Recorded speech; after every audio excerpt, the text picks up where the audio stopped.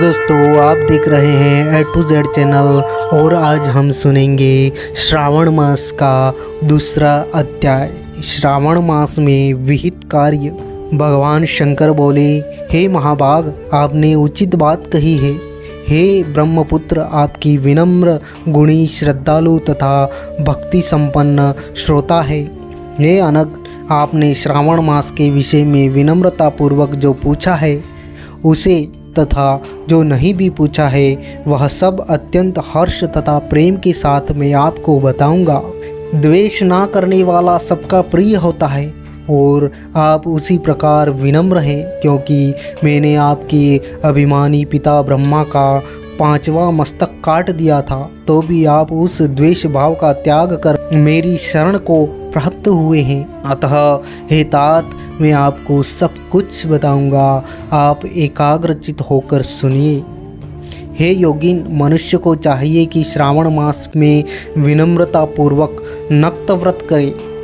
नक्त व्रत का अर्थ होता है रात्रि में भोजन करना और पूरे महीने भर प्रतिदिन रुद्राभिषेक करे। अपनी प्रत्येक प्रिय वस्तु का इस मास में त्याग कर देना चाहिए। पुष्पों, फलों, दांतों, तुलसी की मंजरी तथा तुलसी दलों और बिल्व पत्रों से शिवजी की लक्ष्य पूजा करनी चाहिए। 1 करोड़ शिवलिंग बनाना चाहिए और ब्राह्मणों को भोजन कराना चाहिए। महीने भर धारण, पारण, व्रत करना अथवा उपवास करना चाहिए। इस मास में मेरे लिए अत्यंत प्रीतिकर पंचामृताभिषेक करना चाहिए। इस मास में जो जो शुभ कर्म किया जाता है वह अत्यंत फल देने वाला होता है। हे मुनि, इस माह में ब्रह्मचारी रहे और सत्य वचन बोले। इस मास को बिना व्रत के कभी भी व्यतीत नहीं करना चाहिए।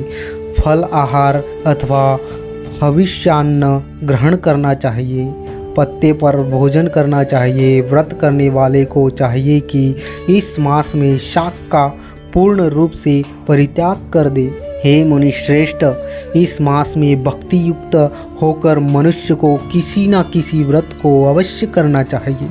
सदाचार परायण, भूमि पर शयन करने वाला, प्रातः स्नान करने वाला और जितेंद्रिय होकर मनुष्य को एकाग्र किए गए मन से प्रतिदिन मेरी पूजा करनी चाहिए। इस मास में किया गया पुरस्चरण निश्चित रूप से मंत्रों की सिद्धि करने वाला होता है।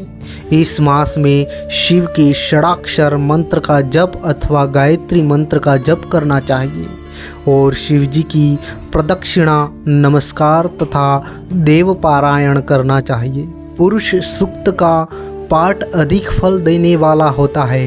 इस मास में किया गया ग्रह यज्ञ, कोटि होम, लक्ष्य होम तथा अयुत होम शीघ्र ही फलीभूत होता है और अविष्ट फल प्रदान करता है। जो मनुष्य इस मास में एक भी दिन व्रतहीन व्यतीत करता है वह महाप्रलय पर्यंत और नरक में वास करता है। यह मास मुझे जितना प्रिय है उतना ही कोई अन्य मास प्रिय नहीं है। यह मास सकाम व्यक्ति को अभिष्ट फल देने वाला तथा निष्काम व्यक्ति को मोक्ष प्रदान करने वाला है। हे सत्तम, इस मास के जो व्रत तथा धर्म है उन्हें मुझसे सुनिए। रविवार को सूर्य व्रत तथा सोमवार को मेरी पूजा व नक्त भोजन करना चाहिए। श्रावण मास के पहले सोमवार से आरंभ करके 3.5 महीने का रोटक नामक व्रत किया जाता है। यह व्रत सभी वांछित फल प्रदान करने वाला है। मंगलवार को मंगला गौरी का व्रत, बुधवार व बृहस्पतिवार के दिन इन दोनों वारों का व्रत, शुक्रवार को जीवंती का व्रत और शनिवार को हनुमान तथा नरसिंह का व्रत करना चाहिए। हे मुने, अब तिथियों में किए जाने वाले व्रतों का श्रवण करें। श्रावण के शुक्ल पक्ष की द्वितीया तिथि को औदुंबर नामक व्रत होता है। श्रावण के शुक्ल पक्ष की तृतीया तिथि को गौरी व्रत होता है। इसी प्रकार शुक्ल की चतुर्थी तिथि को दुर्वांगणपति नामक व्रत किया जाता है। हे मुने, उसी चतुर्थी का दूसरा नाम विनायक चतुर्थी भी है। शुक्ल पक्ष में पंचमी तिथि नागों के पूजन के लिए प्रशस्त होती है। हे मुनिश्रेष्ठ, इस पंचमी को रौरव कल्पादि नाम से जानिए। षष्ठी तिथि को सुपोदन व्रत और सप्तमी तिथि को शीतला व्रत होता है। अष्टमी तथा चतुर्दशी तिथि को देवी का पवित्रारोपण व्रत होता है। इस माह के शुक्ल तथा कृष्ण पक्ष की दोनों नवमी तिथियों को नक्त व्रत करना बताया गया है। शुक्ल पक्ष की दशमी तिथि को आशा नामक व्रत होता है। इस मास में दोनों पक्षों में दोनों एकादशी तिथियों को इस व्रत की कुछ और विशेषताएं मानी गई हैं। श्रावण मास के शुक्ल पक्ष की द्वादशी तिथि को श्री विष्णु का पवित्रारोपण व्रत बताया गया है। इस द्वादशी तिथि में भगवान श्रीधर की पूजा कर मनुष्य की परम गति प्राप्त होती है।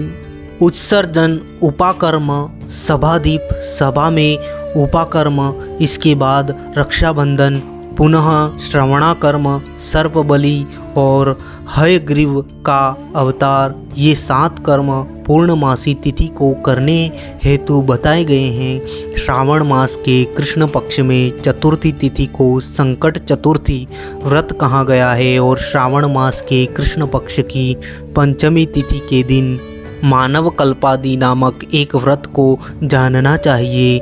द्विजोत्तम कृष्ण पक्ष की अष्टमी तिथि को श्री कृष्ण का पूर्णावतार हुआ। इस दिन उनका अवतार हुआ, अतः महान उत्सव के साथ इस दिन व्रत करना चाहिए। हे मुनिश्रेष्ठ, इस अष्टमी को मानवादि तिथि जानना चाहिए। श्रावण मास की अमावस्या तिथि को पिठोरा व्रत कहा जाता है। इस तिथि में कुशों का ग्रहण और वृषभों का पूजन किया जाता है। इस मास में शुक्ल पक्ष की प्रतिपदा तिथि से लेकर सब तिथियों के पृथक पृथक देवता हैं। प्रतिपदा तिथि के देवता अग्नि, द्वितीया तिथि के देवता ब्रह्मा, तृतीया तिथि के गौरी और चतुर्थी के देवता गणपति हैं। पंचमी के देवता नाग और षष्ठी तिथि के देवता कार्तिकेय हैं। सप्तमी के देवता सूर्य और अष्टमी के देवता शिव हैं। नवमी की देवी दुर्गा, दशमी के देवता यम और एकादशी तिथि के देवता विश्वेश्वर देव हैं।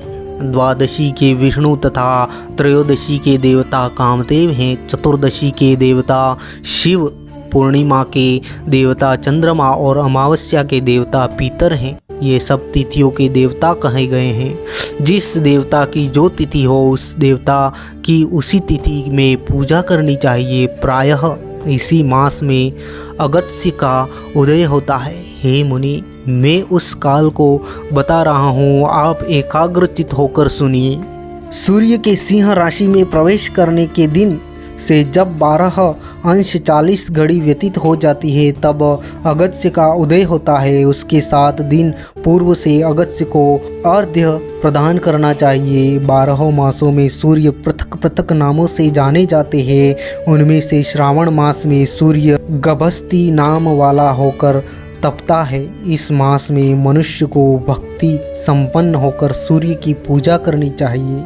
हे सत्तम, 4 मासों में जो वस्तुएं वर्जित हैं उन्हें सुनिए। श्रावण मास में शाक तथा भाद्रपद में दही का त्याग कर देना चाहिए। इसी प्रकार अश्विन में दूध तथा कार्तिक में दाल का परित्याग कर देना चाहिए। यदि इन मासों में इन वस्तुओं का त्याग नहीं कर सके तो केवल श्रावण मास में ही उक्त वस्तुओं का त्याग करने से मानव उसी फल को प्राप्त कर लेता है। हे मानद, यह बात मैंने आपसे संक्षेप में कही है।